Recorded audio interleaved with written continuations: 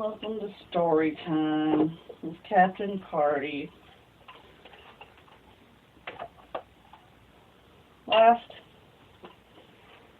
episode we read chapter 10, and now we're going to read chapter 11. Let's see here.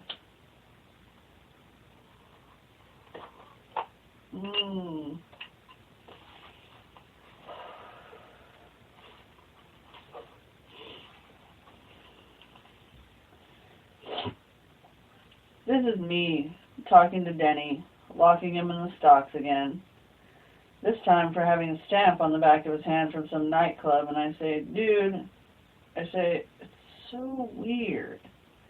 Denny's got both hands in place for me to lock them. He's got his shirt tucked in tight. He knows to bend his knees a little to take the stress off his back. He remembers to visit the restroom before he gets locked up. Our Denny's turned into a regular expert at getting punished. In good old colonial Dunsboro, masochism is a valuable job skill. It is in most jobs.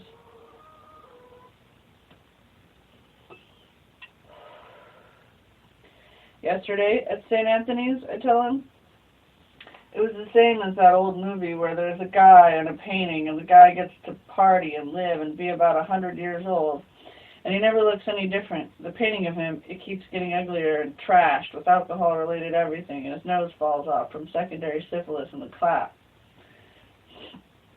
All the residents at St. Anthony's now, they're all eyes closed and humming. Everybody's all smiling and righteous, except me. I'm their stupid painting. Congratulate me, dude, Denny says. Being in the stock so much, I put together 4 weeks of sobriety. For sure, that's like 4 weeks more than I've had since I was 13. My mom's roommate, I tell him. Miss Novak? She's all nodding and satisfied now that I've finally fessed up to stealing her invention for toothpaste. Another old lady is jabbering and happy as a parrot since I admitted to peeing in her bed every night. Yeah, I told them all. I did it. I burned down your house. I bombed your village. I deported your sister. I sold you a shitty blue Nash Rambler in 1968. Then, yeah, I killed your dog. So get over it.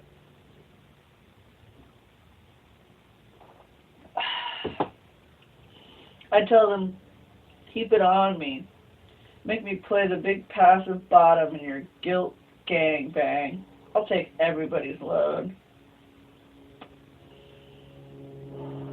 And after everybody's humped out their load in my face and they're all smiling and humming, they're laughing at the ceiling, still all crowded around me, patting my hand and saying, it's all right, they forgive me. And they're gaining fucking weight.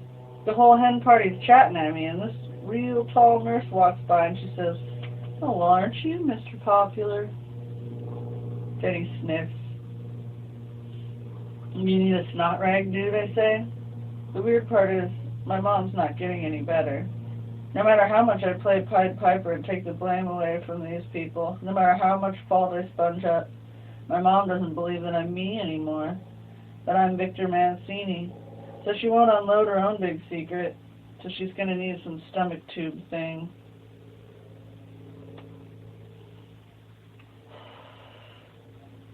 Sobriety's okay enough, Jenny says, but someday I'd like to live a life based on doing stuff instead of just not doing bad stuff, you know? What's even weirder, I tell him, is I'm figuring how I can turn my new popularity into a fast broom closet ram session with this tall nurse. Maybe get her to throw my dog.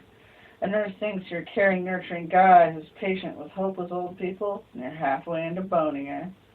See also, Karen, RN. See also, Nanette, LPN. See also, Jolene, LPN. But no matter who I'm with, my head's inside this other girl, this Dr. Page something, this Dr. Page Marshall. So no matter who I'm boning, I have to think about big infected animals, big roadkill raccoons all swollen up with gas, and getting hit by fast trucks on the highway on a blistering day in the sun.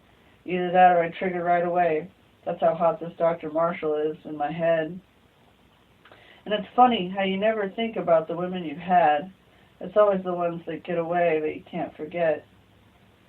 It's just that my internal addict is so strong, Denny says, and I'm afraid not to be locked up. My life needs to be about more than just not jerking off, you know? Other women, I say, no matter who you can imagine them. Other women, I say, no matter who, you can imagine them getting rammed, you know, straddling the driver's seat in some car, her G-spot, the back of her urethral sponge, getting hammered by her fat hot slider, or you can see her bent over the edge of a hot tub getting plugged. You know her in her private life. But with this Dr. Paige Marshall, she seems to be like above getting boned. Some kind of vulture-y birds are circling overhead. According to bird time, that makes it around 2 o'clock. A gust of wind throws the tails of Denny's waistcoat up over his shoulders, and I pull them back down. Sometimes, Jenny says and sniffs, it's like I want to be beaten and punished. It's okay if there isn't a God anymore, but I still want to respect something. I don't want to be the center of my own universe.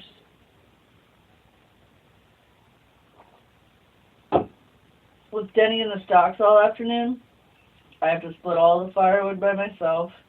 I have to grind the corn, salt the pork, candle the eggs.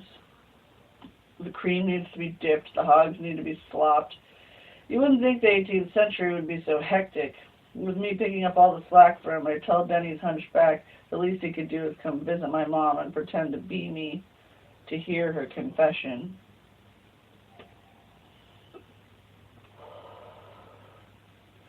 Denny sighs at the ground. From 200 feet up, one of his vulture birds drops a nasty white dump on his back. Denny says, dude, what I need is a mission. And I say, so do this one good thing. Help out an old lady. And Denny says, how's your number 4 step coming along? He says, dude, I have an itch on my side. Can you help me out? And careful of the bird crap, I started scratching him.